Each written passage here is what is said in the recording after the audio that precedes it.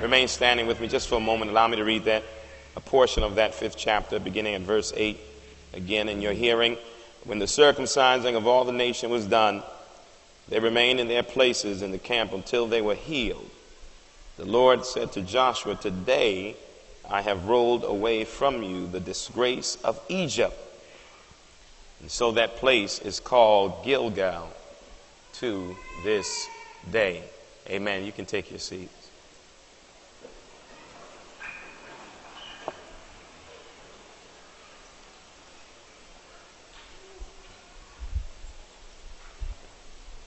Israel has now come through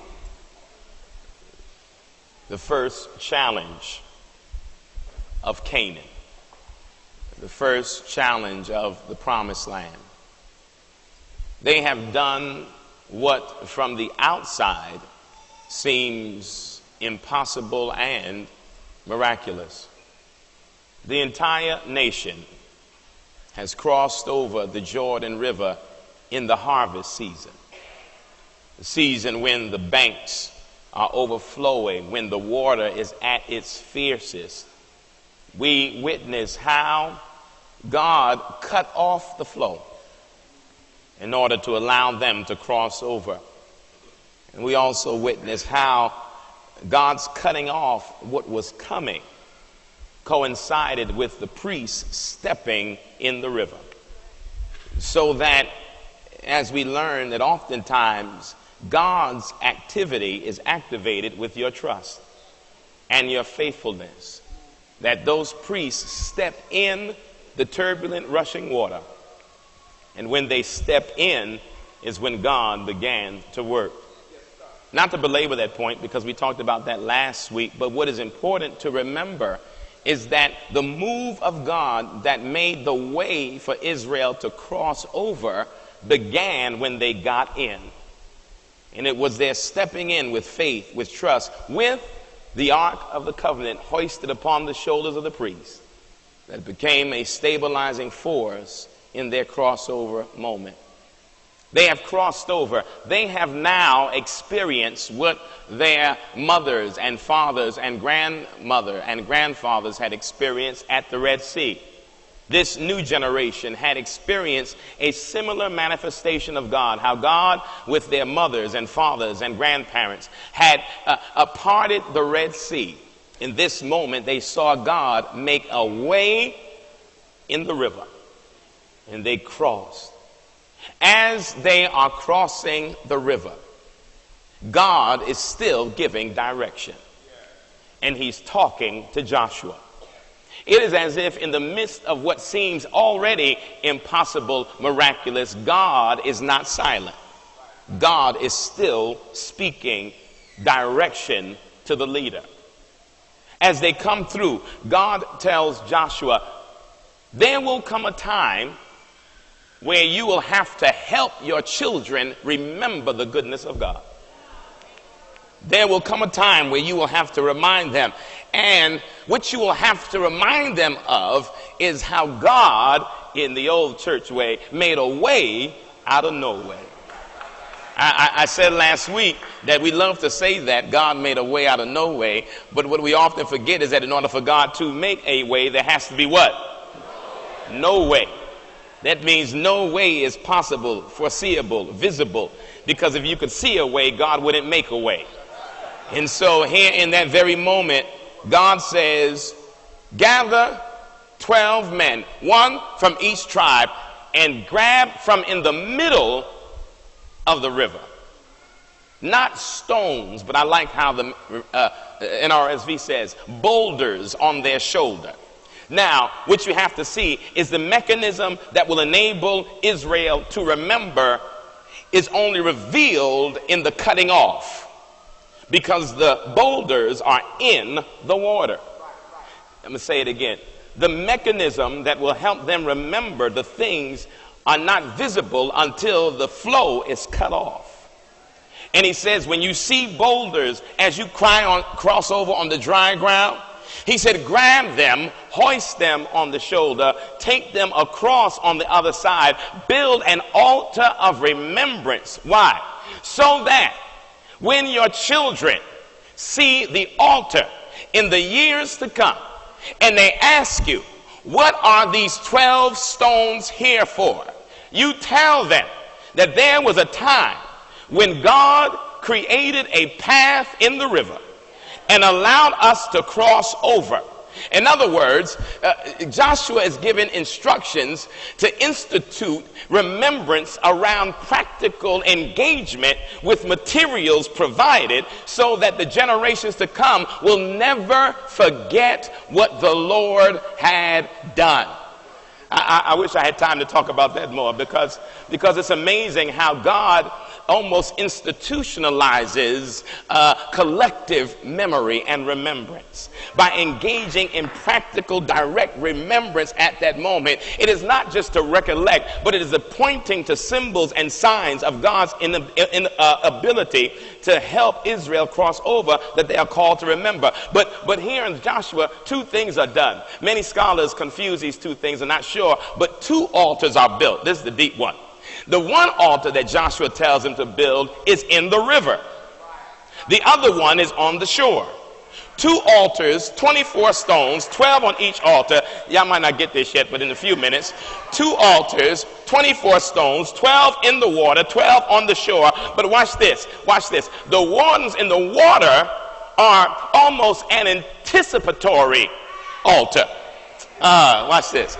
Now, the ones on the shore are visible. There will come a time, remember, when, watch this, when your children will see this altar, these huge 12 boulders, and will ask, what is that for? It will give you the opportunity to tell them the story of how God brought us over. I got to say that just one more time, even if it's for myself, all right, is this, that there will come a time when your children will look at this altar and they will say, what is that? So that they will have a visible reminder and impetus for you to tell the story so that you don't forget. Oh God. So here they are, and that's the visible one. But hold on, here's the one. I don't want to stay here too long, but there's another one that's in the river. I like this altar, I think, better than the one that's on the shore. I like this one because this one anticipates, Janiqua, that God is going to do something again. What do you mean? Come on.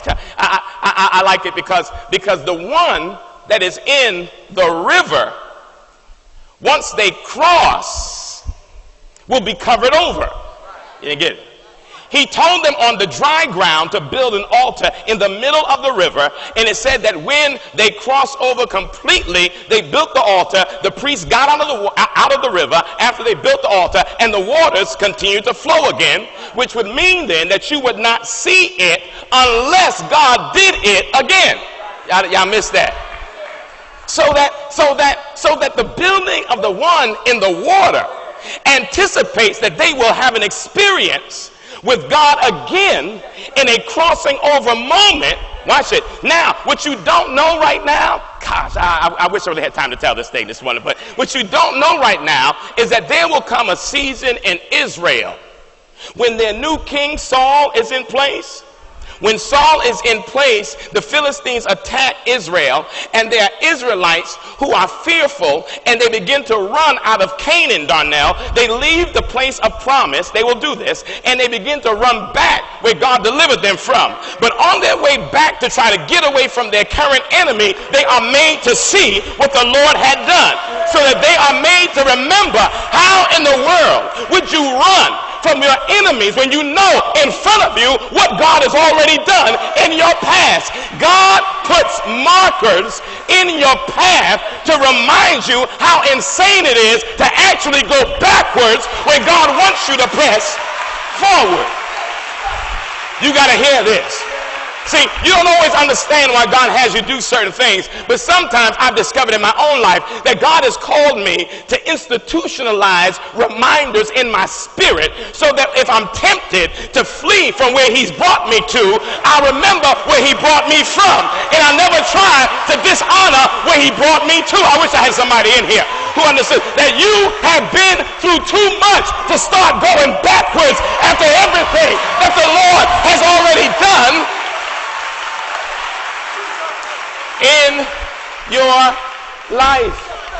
And I'm telling you, when you try to do it, God will put reminders in your path that will tell you it is insane to cross back over this place when you've already crossed over on this side. Why go back to a place that you've already come through because you're afraid of where you're going to? That you cannot be so afraid of where you're going that you'd rather go back to where you came from. But you got to make up in your mind that where I'm going might be difficult, but I know where I came from ain't for me no more. You see, God, can I get churchy? God did not bring you a mighty, mighty, mighty long way for you to start backstepping into your past. No. He tells them, they're here, and there will come a time where you'll be tempted to bypass your breakthrough. And I never want you to forget what the Lord has done for you. Remembering what the Lord has done for you ought to give you the kind of confidence to endure whatever may come on the other side. I know it's real simple, but it's still deep in my spirit. Whatever the Lord has done for you ought to give you the remembrance and the courage and the stamina and the strength to declare in your current fight, no matter how fierce it might seem, I've been through tougher than this, and I can handle what's coming on the other side. Oh my God. Can you imagine? I wish you could.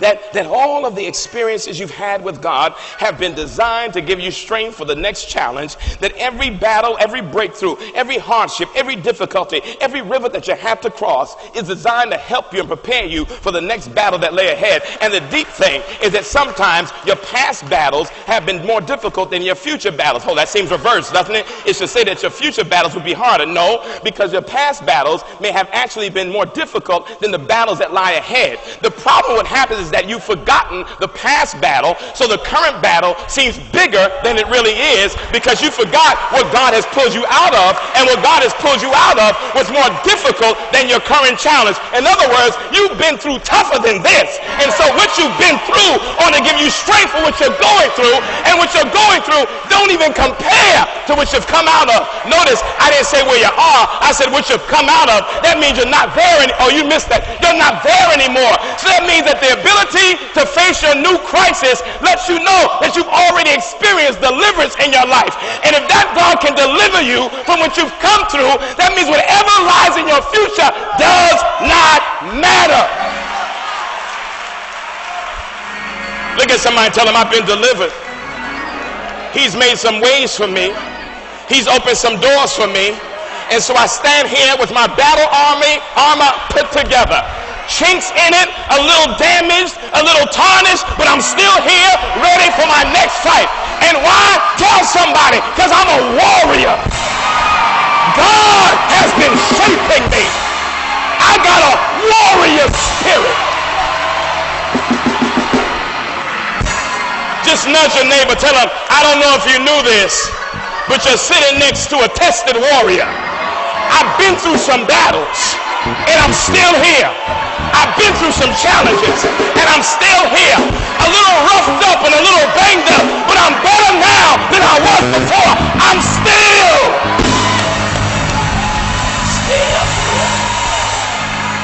here. They come through. I'll be finished. They come through. They come through. And God makes them remember. But now here's why I want to just talk for a second. When they cross over, now watch this. It's amazing how we get so fixated, Kendra, right, on what we've come out of, that we celebrate what God has done, thinking that God's working was for me or my moment. Okay, let me make it a little bit plain. So like Israel, you've crossed over and you've come through. The mistake you could make is thinking that it was only for you, and secondly, only about the current moment. going to say it one more time. The mistake you can make when you come through is to think that it was only for you and only for the current moment. What we miss sometimes, why we can't always dissect the nature of the current experience that we've come through, is because it was not for you to dissect or understand. Because what happens with us sometimes is when God delivers us, we then stand trying to figure it out. Or we let guilt get in and say, why did God do it for me? As though you weren't worthy of God's deliverance. You begin to try to understand, Lord, why now? Why this? How did you do this? Why did you do it? What is happening? And you miss the moment. It was not to be necessarily dissected. It was to be experienced. That it was not the revelation in that moment. It was the experience that shaped you. Right? This is going to make sense in a minute. Well, when Israel crossed over the Jordan and they built the altars of remembrance, the writer says, watch this, that when their future enemies, the Amorites and other kings who inhabited Canaan, heard about the crossing over, their hearts melted. You thought that the crossover was just for you to rejoice. But the crossover was to also inspire fear in your enemies to understand who it was they were about to confront. I ain't any old body. That what God has done for me ought to make you shake in your boots. That when you hear I'm coming, based on what he's done for me, you ought to get a little nervous when you hear my name called. When you hear I'm on the way, enemies ought to get a little nervous because they know what the Lord has already done in your life. Oh, and sometimes in your journey, you got to be bold enough and courageous enough to plant your feet and to serve your enemies notice. If you've heard about me, know that I'm on the way. And I'm not coming by myself. He walks with me. And he talks with me. And he tells me that I belong to him. So it's not just me. I got an army behind me. God is on my side. And every weapon you try to form against me shall not prosper. Because if God be for me, then who can be against? Look at your neighbor and tell him, God's got my back. Oh yes. Oh yes, God's got my back. And here's the good news. He keeps your enemies close enough to see your breakthrough. And when they see your breakthrough, they begin to tremble because they know you are on your way.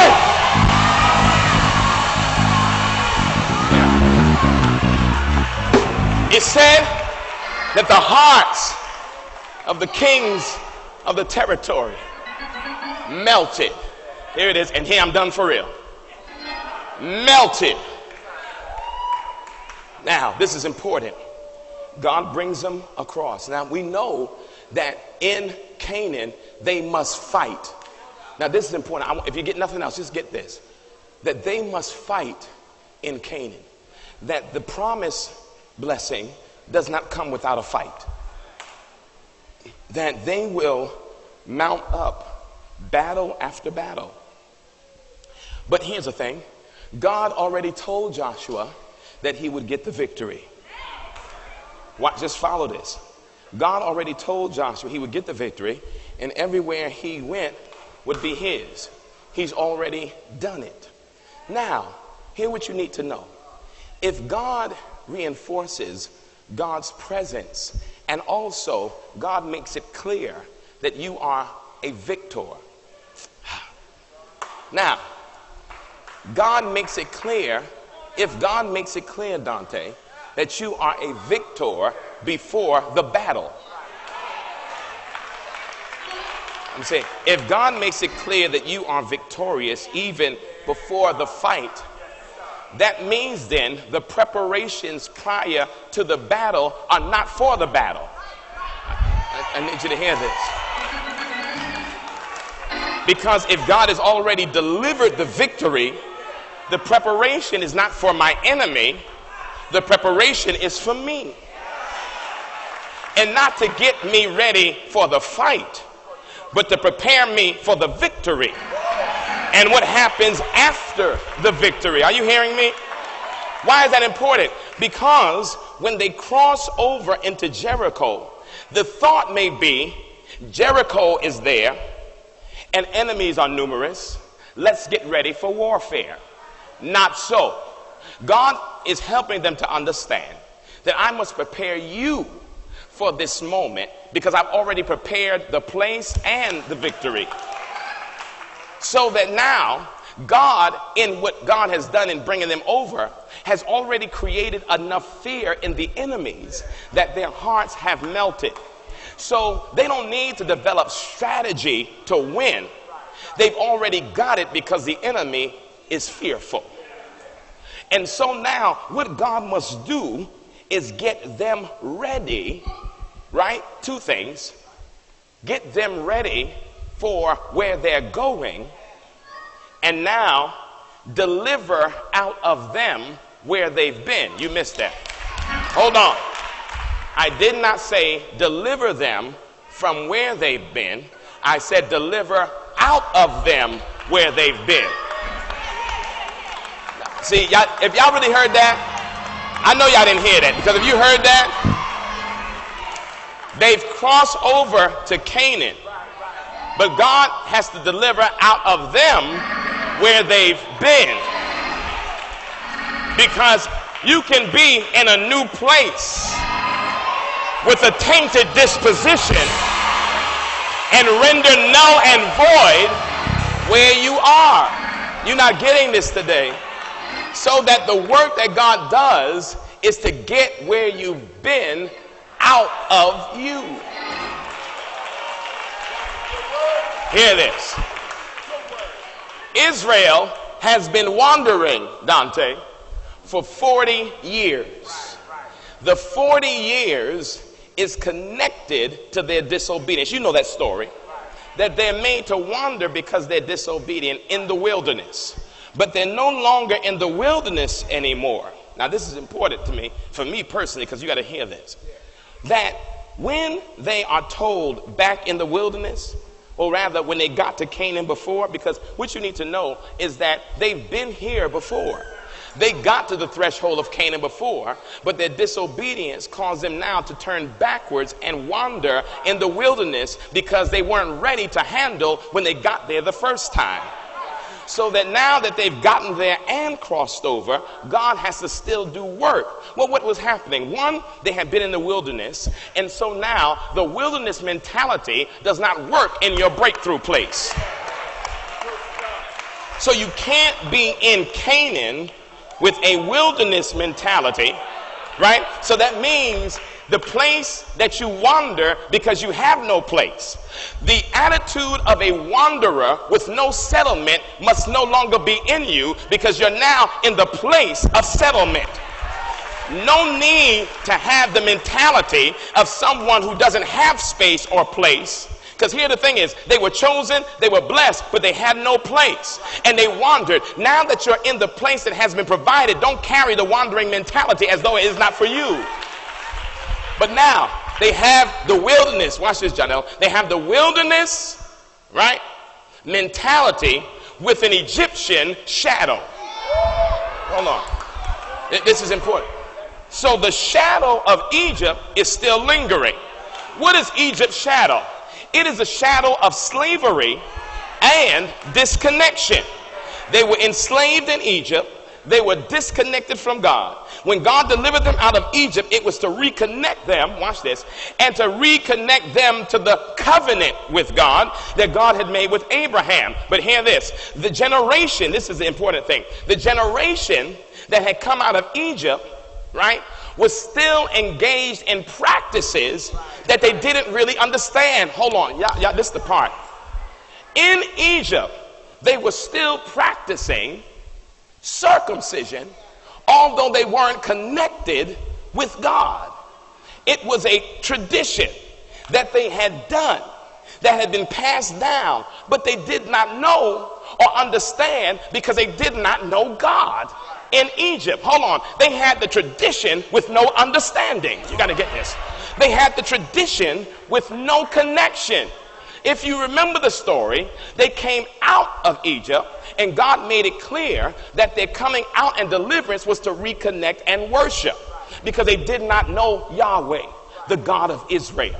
Now, the shadow of Egypt still hovers. They're out, but they feel still in. What do you mean? Because they've been wandering in wilderness, but they've been doing so disconnected. What? No connection to the covenant, because the generation that now cross over is the new generation that now in the wilderness they severed the practice. Man, this is Tuesday night right here. Hold on. In the wilderness, they severed connection. What do you mean? In the wilderness, it is apparent that now they have connection with God, or they attempt to reconnect, and then they stop the tradition. They no longer circumcise. Oh, watch this. You even know this because one of the reasons why God wants to even kill Moses is because Moses did not even circumcise his own boys. You got to read this. Read the story. You'll get it one day, right? And so here they are. They got in the wilderness, stopped circumcision, but they now had the presence and protection of God, but no covenantal connection. So that means that what God was doing in the wilderness was all grace and no covenant. That there was all grace. There's no covenant relationship because the seal of the covenant is not in place. So for 40 years, the new generation has been wandering under the protection and provision of God, but there is no sign that they are God's people. So that they're wandering and they're in the wilderness, but from the outside, people don't recognize who they belong to. God, you want to get this. Now, they know how they've been led because Moses has been leading them, and their only connection to God is through Moses. But they have no direct connection to God for themselves because they are not practicing in the wilderness the identifying marker that they belong to God. And so, when they cross over, they are delivered. They are blessed, but they have no seal of their connection. So the writer says that God must now lift from them the disgrace of Egypt that so tainted and tarnished who they were that they lost a sense of themselves, disconnected from God and the practices that connected them. So when they get in Canaan, before they have one fight, God said, I need to remind you who you belong to. Before you enter Canaan, you need to know who you belong to and who you are. And how does God do this? He said, Joshua, get the flint knives. Jericho is right there. Get the knives and circumcise before they go in to battle. Hear this. He circumcises all the warriors. Before the fight, they learn to bleed. They learn to bleed before the fight. So that what happens in the fight doesn't really matter, because they've already bled before the fight. Oh, you got to get this. They now are reconnected to God through the bleeding and the bruising on the other side of the Jordan. Between the river and the wall, they're made to bleed before they fight. Now, why does that not sound good to some of us? Because when we cross the river, we want to run to Jericho. Freeze. You got to get bruised first. A little bit before you really walk in to the fullness of what God has for you. You must learn to struggle with the bruising before you walk into the promise. Now, for some of y'all, this don't really register because you busy trying to get to Jericho, but you don't want to be cut yet. But there's some of us in here who are now trying to understand, why have I been so wounded before I get to my breakthrough, but it seems like I've already crossed over. God said, because I need to connect you back to me. And the connection is through your bleeding and your bruising, because your blessing is in the bleeding. You didn't catch that. Your breakthrough is in the bruising. Now, that's what you need to hear. That's it today. That's it. The bleeding and the bruising are necessary before the breakthrough. And the deep thing is, they're right next to Jericho. And they still must bleed and be bruised. They're not far away. They're in the place of promise. The bleeding and the bruising don't take place before they get there. It takes place when they get there. You're not hearing this. Not before, but in. So if you try to look at what you're dealing with as a sign that something is wrong, you're wrong. The bleeding and bruising may actually take place the closer you are to what God has created for you. Hear me? But then here's the problem, and then I'm done for real, and we're going to get out of here. You get cut. You've been wounded. God is preparing you for what's on the other side. Bleeding and bruised. Having, in fact, the place where this all takes place, watch it, is called the place of the foreskins. Because before they enter in, they must leave a little bit of themselves behind. Through the bleeding and the bruising, they must leave something behind that is unnecessary before they walk in, as a sign of what God is doing. See, I don't like the way this sounds, but you need to hear it. That what does not become necessary, God cuts off before they enter. But hear this. God tells Joshua, tell them, don't be in a hurry. I've already taken care of the enemies. They're already scared. Tell the warriors to sit still and heal. Now, what I have seen, this may not be everybody's experience. What I have seen and experienced is that I thought that the badge of honor came with the bleeding. And so in my woundedness, I thought I could then enter into my promise. The problem is that there's no badge given for walking into your promise limping.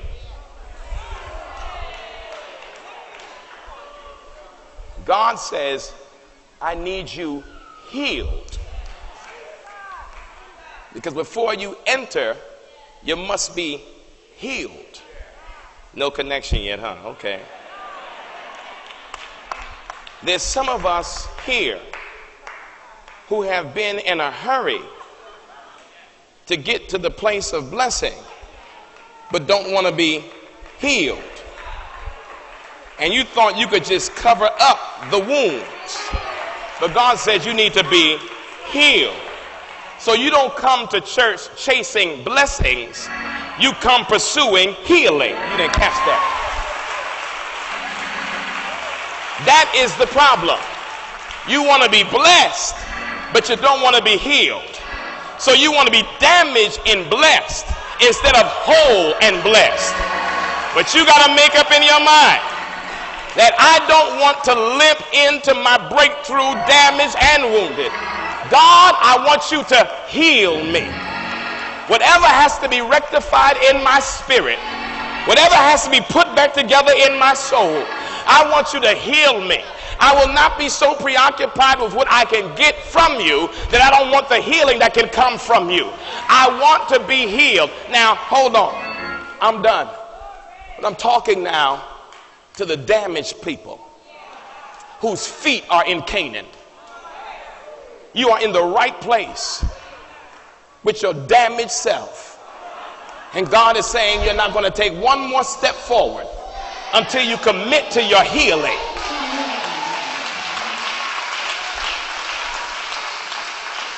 I don't need you to be committed to your blessing. I need you to be committed to your healing.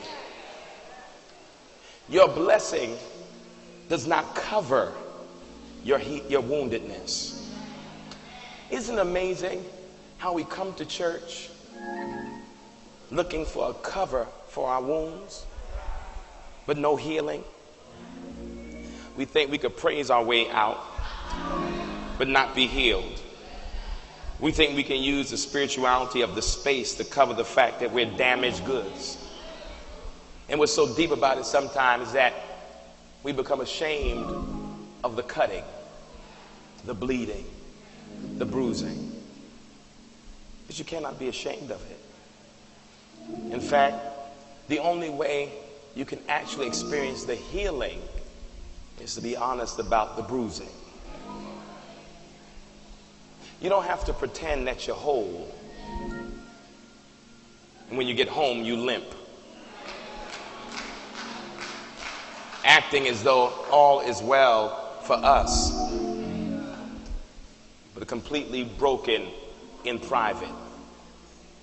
Public pretentiousness versus private pain. Making everybody think that you're all right from the outside and that you have it all together. And they make the assumption that because you're in the place of blessing that you're whole. Things are going well. You have a great job. You have great family, great friends. You live in a great place. All your social networks are together. And what they don't know is that privately, you're wounded. Privately, you're damaged. They know your story. Everybody knows how successful you are, how successful you've been, and you look successful. You look like the image of success. But when all the makeup comes off and all the layers are taken off, wounded, damaged. Well, the first thing is that the wounds have been shaped to prepare. And I know nobody likes to hear that, because it doesn't mean that the wounds were necessarily purposed, because then somehow in the church we start making purposeful the dysfunction that caused your woundedness. No. There are things that have happened in your life, and God has been able to now confiscate them, co-opt even the negative things to participate in your healing and in your breakthrough. But at the end of the day, you got to be healed. I cannot tell you how many people I see who come here Sunday after Sunday and go through the acts of being whole, but broken. And the reason why people don't know is because you look okay. You look like all is well. They have no idea that you are one step away from losing it all. They have no idea of the inner turmoil. I mean, you've been on the grind, and it's a deep thing when you've been on the grind to keep up the front. That you've been working hard to maintain the facade. I mean, you've been working overtime to master the art of pretending. And people have no idea. And you thought that the more successes you had, you could cover up the deep wounds.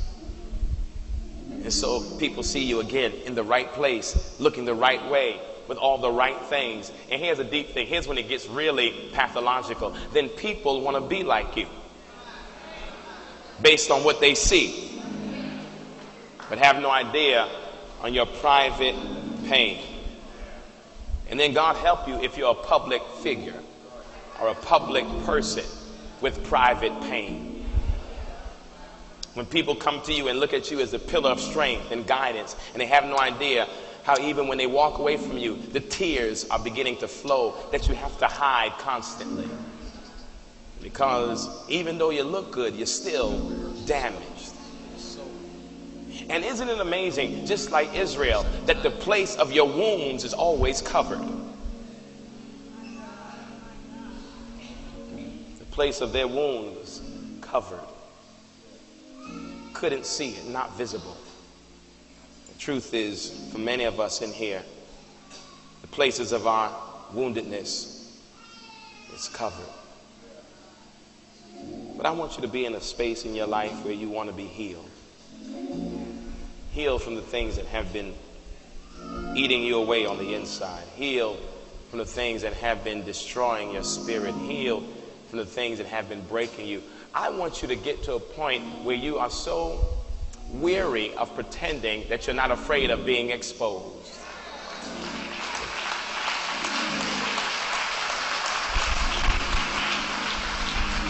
Where you say, it doesn't matter who sees me, doesn't matter who knows about my hurt, doesn't matter who knows about my wounds. Watch this. My healing is more important than your opinion. Doesn't matter. And that's what I challenge you with today. I said all of this to say, or rather to ask, how badly do you want to be healed? You can come here and pretend with your hands in the air, with your shouting and your dancing and your jumping. How badly do you want to be healed? Do you want it bad enough to stop pretending? Do you want it bad enough to not care what people think? Do you want it bad enough to take off the coverings? Do you want it bad enough to wipe off the makeup? Do you want it bad enough to stop putting on the mask every morning? Do you want it bad enough to say, here I am, wounded and all, damaged and all, but my wounds don't have the last word in this whole thing?